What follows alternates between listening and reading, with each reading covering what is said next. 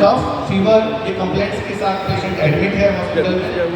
Weakness, pain in shoulder and leg ये complaint है patient की।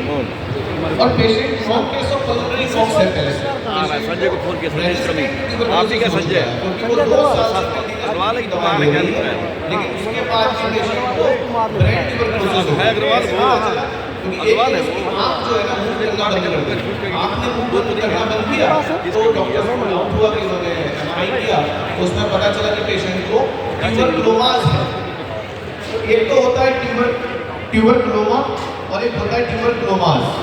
तो ट्यूबरकुलोमा किस तरीके का दिखता है, वो लंप की तरह दिखता है, एक एसओएल की तरह दिखता है और उसमें कंफ्यूजन भी होता है कि it may be space occupying lesion और इट मे बी ट्यूबरकुलोमा।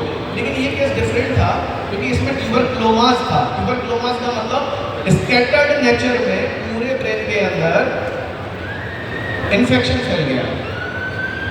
अब जब ब्रेन टीबी हो जाती है तो अगेन लास्ट स्टेज होती है क्योंकि पेशेंट ट्यूबरकुलोटिक जो मेडिसिन एंटीपॉक्स मेडिसिन है उनको रेजिस्टेंट हो चुका है। अब कुछ उपाय बचा नहीं है। मैंने क्या बोला था, रेजिस्टेंट का एक एरा आ गया है। अब आपको और आपको बहुत काम करने के लिए स्कोप है। नेक्स्ट सॉरी, यहाँ पर हम इसी को पढ़ देते हैं।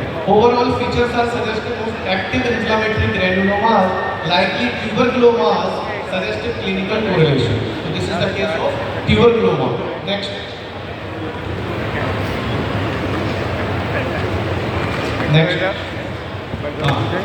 This is the CT chest, CT thorax.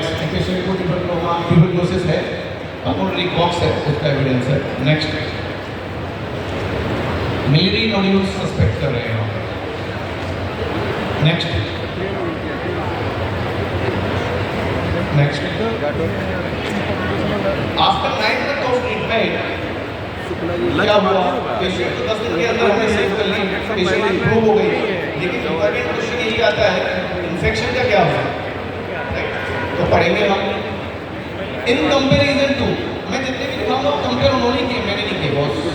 In comparison to previous study not dated 2/9/2022 there is complete resolution of the tuberculomas and tubercular meningitis.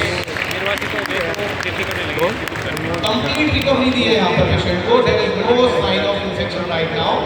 और सबसे इम्पोर्टेंट बात है कि पेशेंट के जो एनहेंसिंग रिंग्स होते हैं ब्रेन के अंदर, जो रिंग बन जाते हैं जिसको हम ट्यूबरकुलोमास कह रहे हैं, वो इंक्रीज होना शुरू हो गए। लेकिन जब हमने ट्रीटमेंट किया उसके बाद में there is complete resolution of the tuberculomas and tubercular meningitis. लेकिन ये हुआ कैसे? क्योंकि मेडिसिन के माध्यम से यदि हम भी करते तो नहीं होता। यहाँ पे कुछ अलग किया है। क्या किया है? यहाँ पर आचार्यों का एक वाक्य याद किया मैंने, और वो वाक्य था नासा ही शीर्षो द्वारम।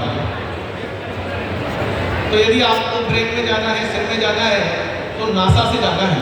तो नासा ही शीर्षो द्वारम के कॉन्सेप्ट को हमने अप्लाई किया और यहाँ पर हमने अगत कल्प, अगत जो चिकित्सा बताई गई है, दूसरी विषारी अगत,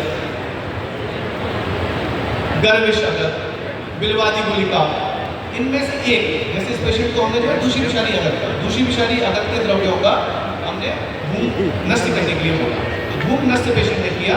साथ में हमने यहाँ पर मृगांक रस जैसे द्रव्यों का प्रयोग किया है, मृगांक रस का यहाँ प्रयोग किया है और धूम नष्ट किया है। इतना करने मात्र से ये पेशेंट कंप्लीटली रिलीव हो गई, इसका ब्रेन टीबी ठीक हो गया और ये पेशेंट अभी जब मैं बात कर रहा हूँ तब भी बोल सकता हूँ कि एकदम absolutely normal, there is no relapse right now. जबकि ये पेशेंट को पहले रिलैप्स हुआ था